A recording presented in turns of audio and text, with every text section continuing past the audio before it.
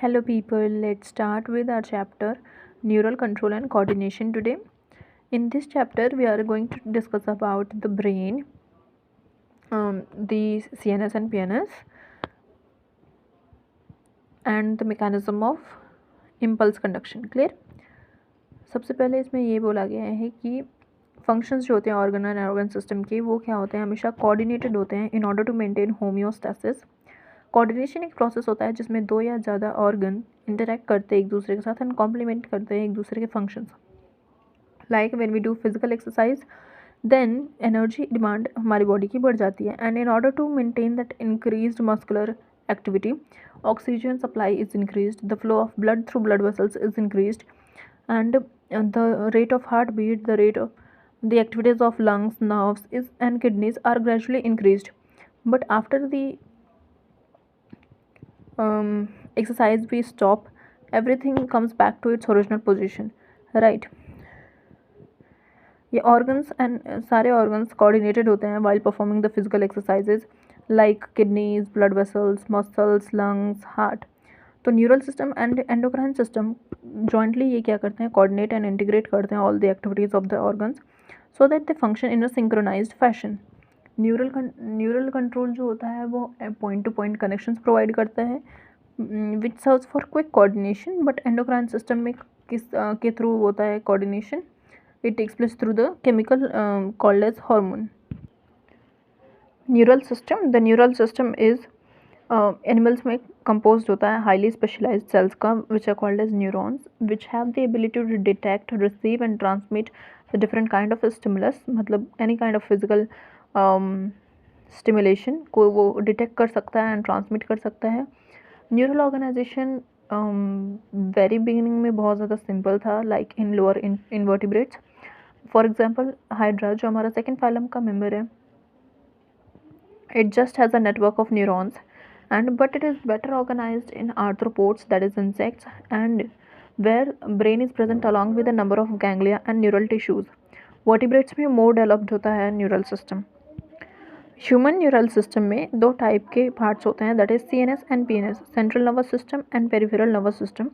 The central nervous system includes the brain and the spinal cord and it is the main site of information processing and control, whereas PNS जो होता है वो spinal cord और brain से related सारी nerves जो होती हैं उनको consist करता है।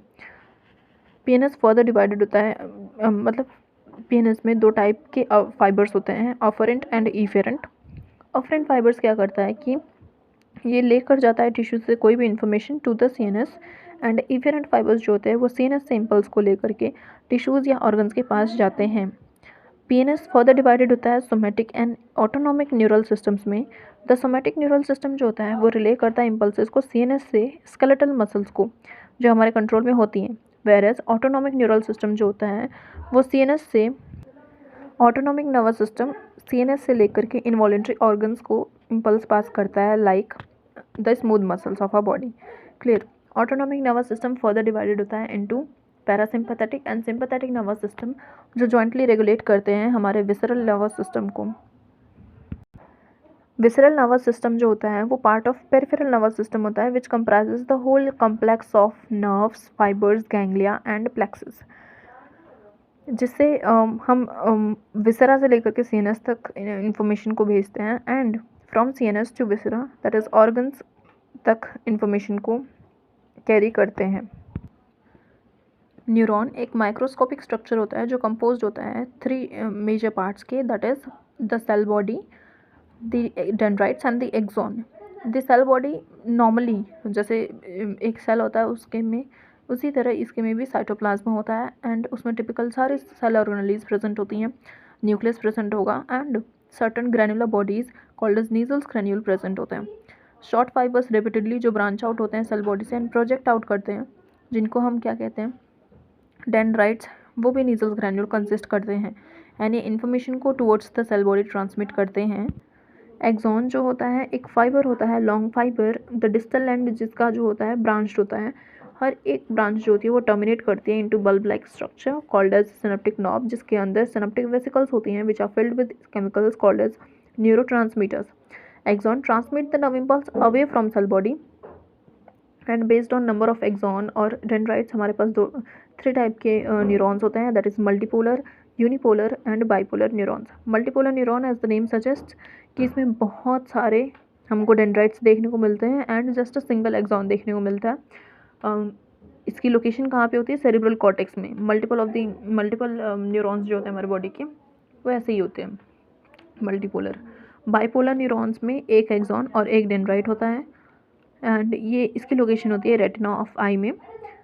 यूनिपोलर न्यूरॉन्स जो होते हैं वो उनमें सिर्फ एक एक्सॉन होता है and there is no dendrite, it is found in the embryonic stage. अब हमारे न्यूरॉन्स जो होते हैं वो माइलिनेटेड और नॉन माइलिनेटेड हो सकते हैं। माइलिनेटेड न्यूरॉन्स जो होते हैं इनमें कवरिंग होती है एक्सॉन के ऊपर श्वान सेल्स की, जो फॉर्मेशन करते हैं माइलिन शीथ की, जो एक प्लाज्मा मेम्ब्रेन की तरह ही मटेरियल उसका कंपोनेंट होता है, लिपिड नेचर की होती है। And the gap between two adjacent myelin sheath is called node of Ranvier. Myelinated nerve fibres जो होते हैं वो हमें स्पाइनल और क्रेनियल नर्व्स में देखने को मिलते हैं। नॉन माइलिनेटेड नर्व फाइबर्स जो होते हैं उनके पास भी श्वान सेल्स होते हैं बट वो माइलिन शीथ की सिंथेसिस नहीं करते हैं, देयरफॉर इनको हम अनमाइलिनेटेड कहते हैं। ये सोमैटिक और ऑटोनॉमिक नर्वस सिस्टम्स में देखने को मिलते हैं। In this diagram we are shown dendrites जिसके अंदर भी नीजल्स ग्रैन्यूल की प्रेजेंस है and cell body having nucleus, Schwann cells जो कवर कर रखे हैं throughout the axon, this is the myelin sheath covering and बीच के स्पेस को नोड ऑफ रैनवियर कहेंगे। This is axon terminal with synaptic knob. अब न्यूरॉन्स की बात करें तो ये एक्साइटेबल सेल्स होते हैं बिकॉज इनकी मेम्ब्रेन जब रेस्ट की कंडीशन में होती है वो पोलराइज्ड स्टेट में होती है। इसके पास different type of ion channels होते हैं, different type of ions present होते हैं न्यूरल मेम्ब्रेन में जो सेलेक्टिवली परमिएबल होते हैं to different kind of ions. जब रेस्टिंग स्टेज होता है, जब एक्सटर्नल मेम्ब्रेन कोई भी इम्पल्स कंडक्ट नहीं कर रही होती है तो उस टाइम पे ज़्यादा परमिएबल होती है पोटेशियम को as compare to the sodium ions and nearly impermeable होती है हम कह सकते हैं सोडियम आयंस के लिए। ऑल्सो एक्सटर्नल मेम्ब्रेन जो होती है वो नेगेटिवली चार्ज्ड प्रोटीन्स को भी इम्परमिएबल होती है जो एक्सोप्लाज्म में होते हैं। देयरफॉर ऑटोमेटिकली इंटरनल साइड में ऑफ द एक्सोप्लाज्म एक high concentration of potassium ions देखने को मिलता है एंड नेगेटिवली चार्ज प्रोटीन्स का भी and low concentration of sodium ions होता है। बट जो फ्लूइड आउटसाइड द एक्सॉन होता है उसमें low concentration of potassium ions होती है, high concentration of sodium ions होती है and low concentration of proteins होते हैं एंड देयरफॉर वहाँ पे एक कंसनट्रेशन ग्रेडियंट की फॉर्मेशन हो जाती है। This concentration gradient across the resting membrane is maintained with the help of sodium potassium channels pump actually sodium potassium pump कहेंगे हम उसको, जो दो पोटेशियम आयंस को आउटसाइड ट्रांसफ़र करता है, दो पोटेशियम आयंस को इनसाइड ट्रांसफ़र करेगा एंड 3 सोडियम आयंस को आउटसाइड ट्रांसफ़र करेगा with the use of 1 ATP molecule. तो ये एक्टिव ट्रांसपोर्ट का एग्जांपल बन गया जहाँ पे एक ATP का यूटिलाइजेशन हो रहा होता है। रेस्टिंग स्टेज पे न्यूरल मेम्ब्रेन की आउटर साइड पे पॉजिटिव चार्ज होता है, इनर साइड पे नेगेटिवली चार्ज होती है एंड इस स्टेज पे जो potential difference across the neural membrane होता है उसको रेस्टिंग पोटेंशियल मेम्ब्रेन कहते हैं। उसको रेस्टिंग पोटेंशियल मेम्ब्रेन या तो रेस्टिंग पोटेंशियल कहेंगे। दिस इज़ नॉर्मल स्टेज, जैसे कि हमें न्यूरल मेम्ब्रेन दिखेगी, आउटर साइड में पॉजिटिव चार्ज नॉर्मली होता है एंड इनर साइड में नेगेटिवली चार्ज होगा।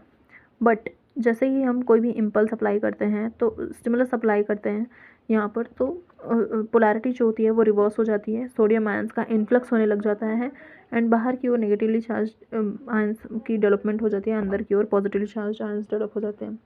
यहाँ पे एक पोटेंशियल डिफरेंस क्रिएट हो जाता है एंड देयरफॉर अंदर की ओर current positive to negative direction that is आगे की ओर फ्लो करता है एंड बाहर की ओर पीछे की ओर बैक फ्लो होता है in order to complete the circuit. तो पोटेशियम का फिर थोड़े टाइम बाद आउटफ्लक्स होगा जिसकी वजह से ये रेस्टिंग मेम्ब्रेन पोटेंशियल जो थी वो वापस से रिस्टोर हो जाती है एंड नया इम्पल्स कंडक्शन हो सकता है वंस अगेन, क्योंकि सोडियम के लिए परमिबिलिटी टू द मेम्ब्रेन बहुत ही शॉर्ट लिव्ड होती है, within for a fraction of seconds ही होती है एंड अगेन क्विकली यहाँ पे rising permeability for potassium ions हो जाता है जिसकी वजह से पोलैरिटीज जो होती है वो वापस से रीस्टैब्लिश हो जाती है। Transmission of a nerve impulse now impulse is transmitted from one neuron to another with the help of synapsis. Synapsis क्या होते हैं? ये जंक्शन फॉर्म्ड होता है by post synaptic membrane and pre synaptic membrane of the neurons, which may or may not be separated by the gap called as synaptic cleft. Electrical synapse और chemical synapse, दो type के synapse found होते हैं। Electrical synapse जो होता है वो rare होता है हमारे सिस्टम में, ह्यूमन बींग्स के सिस्टम में। इलेक्ट्रिकल सिनेप्स में जो प्री सिनेप्टिक और पोस्ट सिनेप्टिक मेम्ब्रेन्स होती हैं वो बहुत ज़्यादा क्लोज प्रॉक्सिमिटी में होती हैं एक दूसरे के, that is very closely located होती हैं, एंड इनके थ्रू इलेक्ट्रिकल करंट जो होता है वो डायरेक्टली फ्लो कर सकता है from one neuron to another across the synapse. And इसके अलॉन्ग जो कंडक्शन ऑफ इम्पल्स होता है ये वेरी सिमिलर होता है to the conduction of impulse along a single axon. मतलब इसके थ्रू कंडक्ट हो रहा है अगर इम्पल्स, तो बिल्कुल ऐसा लगता है जैसे कि एक सिंगल न्यूरॉन के थ्रू, एक्सॉन के थ्रू पूरा इम्पल्स पास हो रहा है। इतना क्विक यहाँ पे कोऑर्डिनेशन एंड कंट्रोल होता है कि इमीडिएटली ये एक एक्सॉन के थ्रू कंडक्शन हो रहा है ऐसा लगता है हमें।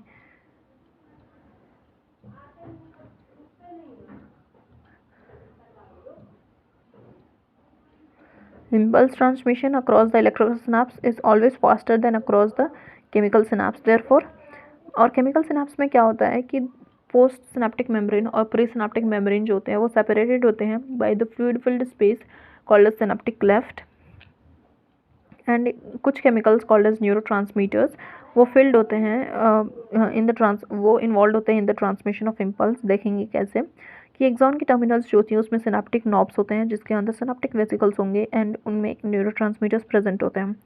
जब भी कोई भी एक्शन पोटेंशियल अराइव करता है एक्सोनल मेम्ब्रेन के टर्मिनल पे तो वो स्टिमुलेट करता है इन सिनेप्टिक वेसिकल्स का movement towards the end and ये फ्यूज़ करने की कोशिश करते हैं with the plasma membrane of our axon terminal, and ये फ्यूज़न होने के बाद there is the release of neurotransmitter in the synaptic cleft.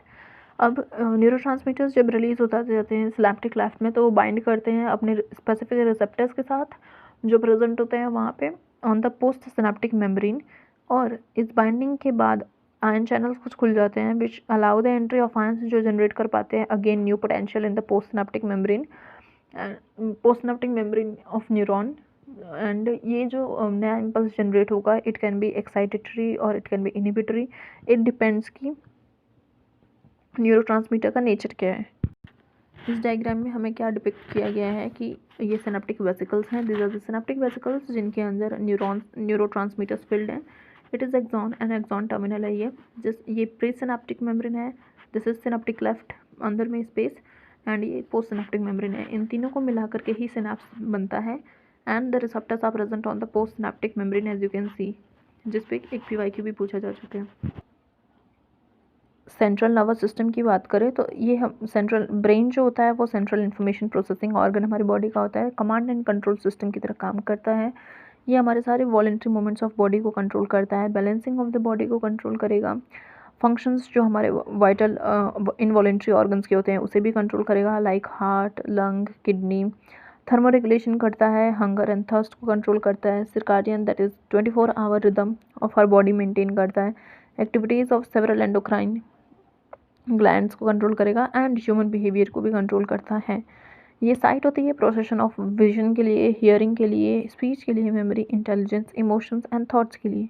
Human brain actually बहुत ज़्यादा अच्छे से प्रोटेक्टेड होता है बाई अ स्कल, जो 3 लेयर्स उसके अंदर प्रेजेंट होती हैं जिनको हम क्रेनियल मेनिंजेस कहते हैं।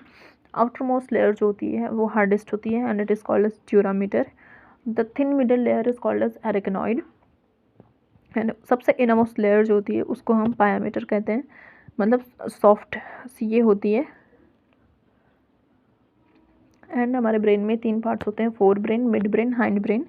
This is the structure of a brain, जिसमें ये सेरिब्रम है फोर ब्रेन का part, and then thalamus is located here, hypothalamus उसके नीचे लोकेटेड है, एंड ये तीनों पार्ट्स मिलकर के फोर ब्रेन का पार्ट बनाते हैं। This is the cerebral hemisphere जो कनेक्टेड है एक दूसरे से through corpus callosum. Cerebral aqueduct pass कर रहा है फ्रॉम मिड ब्रेन, ये पॉन्स, मेड्यूला एंड सेरिबेलम मिलकर के हाइंड ब्रेन का पार्ट फॉर्म कर रहा है and the spinal cord continues from the cranium. Plus यहाँ पे ब्रेन स्टेम भी बन रही है mid brain plus pons and medulla को मिलाकर, दैट इज़ हाइंड ब्रेन को मिलाकर except cerebellum part. Fore brain से स्टार्ट करते हैं। फोर ब्रेन में सेरिब्रम, थैलेमस, हाइपोथैलेमस, ये 3 पार्ट्स होते हैं, जिसमें से सेरिब्रम जो होता है वो major part of a brain form करता है, that is 70% almost. And cerebrum longitudinally divided होता है into 2 halfs by a tract of nerve fibres called as cerebral called as corpus callosum, जो उनको ज्वाइन करता है दोनों सेरिब्रल हेमिस्फीयर्स को। जो लेयर ऑफ सेल्स कवर करती है सेरिब्रल हेमिस्फीयर को, उसको हम सेरिब्रल कॉर्टेक्स कहेंगे। कॉर्टेक्स किसी भी चीज़ का आउटर मोस्ट पार्ट होता है and medulla is the inner most part, right. Brain हमें बाहर से ब्लैक ब्लैक दिखता है, सो सेरिब्रल कॉर्टेक्स का आउटर पार्ट जो होता है वो ग्रे मैटर होता है।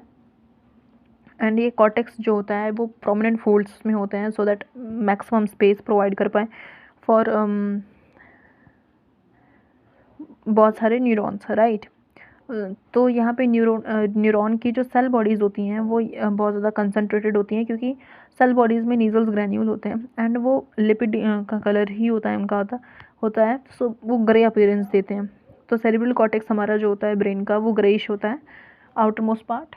एंड स्पाइनल कॉर्ड में बिल्कुल रिवर्स होता है कि इसमें आउटर मोस्ट जो पार्ट होता है स्पाइनल कॉर्ड में वो वाइट मैटर होता है एंड अंदर का पार्ट जो होता है वो ग्रे मैटर होता है। बट ऐसा बिल्कुल नहीं होता ब्रेन में।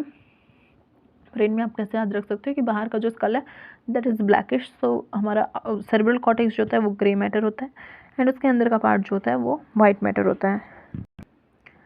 सेरिब्रल कॉर्टेक्स में motor areas, sensory areas and large regions होते हैं जो नीदर क्लियरली सेंसरी होते हैं ना ही क्लियरली मोटर होते हैं। ऐसे एरियाज़ को हम एसोसिएशन एरियाज़ कहते हैं एंड ये रिस्पॉन्सिबल होते हैं फॉर कॉम्प्लेक्स फंक्शंस जैसे कि इंटरसेंसरी रिसेप्शंस, एसोसिएशंस, मेमोरी, कम्युनिकेशन के लिए ये एसोसिएशन एरियाज रिस्पॉन्सिबल होते हैं।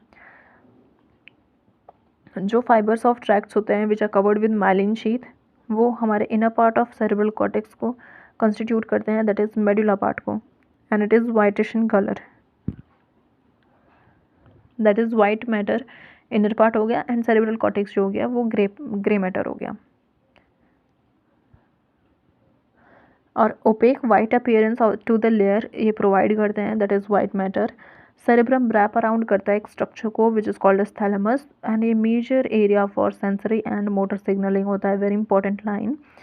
And another very important structure जो थैलेमस के बेस पे प्रेजेंट होता है दैट इज़ हाइपोथैलेमस।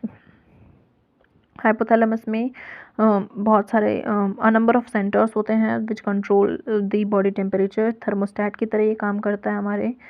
अर्ज ऑफ ईटिंग एंड ड्रिंकिंग को भी यही कंट्रोल करता है and it has many cells जिनको हम न्यूरोसेक्रेटरी सेल्स कहते हैं जो हार्मोन सिक्रीट करते हैं, हाइपोथैलेमिक हार्मोन्स, राइट। एंड एक हमारे बॉडी में लिम्बिक सिस्टम होता है जिसके जो मिलकर बना हुआ होता है inner parts of cerebral hemisphere, hypothalamus, amygdala, hippocampus, जो लिम्बिक लोब और लिम्बिक सिस्टम का पार्ट होते हैं ये सारे के सारे, along with hypothalamus. And limbic system का फंक्शन होता है कि हमारे सेक्सुअल बिहेवियर्स को, इमोशनल रिएक्शंस को like motivation, rage, pleasure, excitement, इन सब को ये कंट्रोल करता है, फियर को भी। Second part of a brain is mid brain. Mid brain जो होता है वो इसकी location is important. It is located between thalamus and hypothalamus of the fore brain and pons region of the hind brain. एक canal called as cerebral aqueduct canal वो pass करती है through the mid brain and dorsal side पे mid brain में 4 round swellings होती हैं जिनको हम लोब्स कहते हैं एंड टुगेदर इनको हम कॉर्पोरा क्वाड्रिजेमाइना कहते हैं। यहाँ पे क्वाड्रिजेमाइना स्टैंड्स फॉर 4 लोब्स, राइट। क्वाड्रिजेमाइना इसलिए हम कहते हैं। Mid brain and hind brain forms the brain stem, but hind brain का एक पार्ट ब्रेन स्टेम में नहीं इंक्लूडेड होता है, दैट इज सेरिबेलम, वो साइड में होता है। Hind brain is the third and the last part of a brain जिसमें पॉन्स, सेरिबेलम एंड मेडुला आते हैं। मेडुला को मेडुला ओब्लंगेटा भी हम कह सकते हैं। पॉन्स रीजन जो होता है इसमें फाइबर ट्रैक्ट्स होते हैं और जो इंटरकनेक्ट करता है different regions of a brain. Cerebellum जो होता है वो हाईली कन्वोल्यूटेड होता है, दैट इज़ बहुत ज़्यादा कॉइल्ड स्ट्रक्चर होता है so that additional space provide कर पाए ये more and more type of neurons को। जो मेडुला पार्ट होता है वो कनेक्टेड होता है स्पाइनल कॉर्ड से of the brain, that is spinal cord से हमारा ब्रेन का मेडुला वाला पार्ट कनेक्टेड होता है। मेडुला में सेंटर्स होते हैं, सेंटर्स फॉर रेस्पिरेशन होता है, सेंटर फॉर गैस्ट्रिक सिक्रेशंस होते हैं and centre for cardiac activities होते हैं। वॉमिटिंग के लिए सेंटर होता है मेडुला, एंड मेडुला में रेस्पिरेटरी सेंटर होते हैं, right, that I already mentioned here. So medulla major centre होता है for multiple functions. So this is all about our neural control and coordination chapter. I hope you guys did enjoy this lecture and understood every point of the NCERT. Every crisp of NCERT I have tried to capture in this video and explain you people with all the multiple type of tricks that I have got. So thank you so much for watching my video.